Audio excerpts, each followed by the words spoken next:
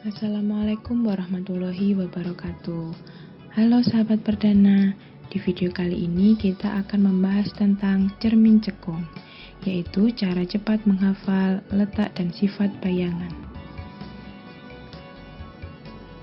Nah, pertama kita harus mengenal pembagian ruang pada cermin cekung menurut dalil Esbah, yaitu sebagai berikut. Ini adalah gambaran dari cermin cekung.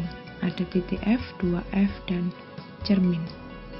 Nah, di bagian yang mengilap itu merupakan depan cermin, sedangkan yang diarsir itu merupakan belakang cermin.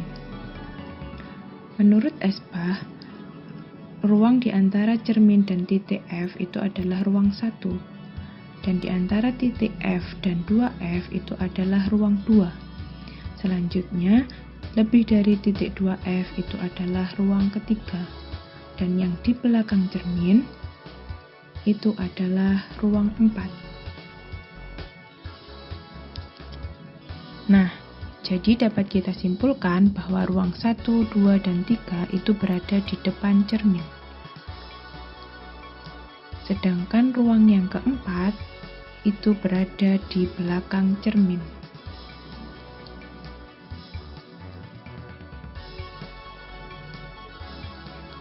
Nah, ini adalah petunjuk cara cepat menghafal. Jadi menurut Esbah, ruang benda ditambah ruang bayangan itu hasilnya selalu sama dengan 5. Jadi, jika kita punya kolom ruang benda, ruang bayangan, dan sifat-sifatnya, ketika benda kita letakkan di ruang 1, maka bayangannya berada di ruang 4, karena ruang benda ditambah ruang bayangan hasilnya harus 5.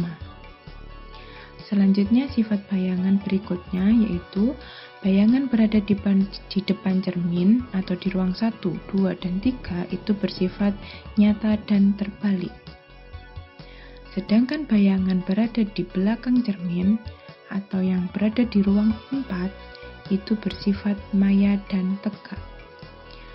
Jadi karena ruang bayangan kita itu tadi di ruang 4, maka dia bersifat maya dan tegak. Sifat selanjutnya, jika ruang bayangan lebih besar daripada ruang benda, maka bayangan diperbesar. Dan jika ruang bayangan lebih kecil daripada ruang benda, maka diperkecil. Sehingga sifat berikutnya yaitu diperbesar, karena ruang bayangan lebih besar daripada ruang benda. Jika kita meletakkan benda di ruang 2, maka bayangan di ruang 3. Ruang 3 berada di depan cermin, sehingga bayangan bersifat nyata dan terbalik, diperbesar, karena ruang bayangannya lebih besar daripada ruang benda. Selanjutnya ruang benda di ruang 3, bayangannya otomatis di ruang 2. Sifatnya ruang 2 di depan cermin, jadi nyata dan terbalik. Karena 2 lebih kecil daripada 3, maka sifat bayangannya diperkecil. Selanjutnya ini untuk titik istimewa. Jika benda di ruang atau berada di titik F, maka tidak akan terbentuk bayangan. Dan jika benda berada di titik 2F, maka bayangan ternyata juga berada di titik 2F. Titik 2F berada di depan cermin, sehingga bersifat nyata dan terbalik. Karena sama-sama di 2F, maka sifat bayangannya adalah sama besar.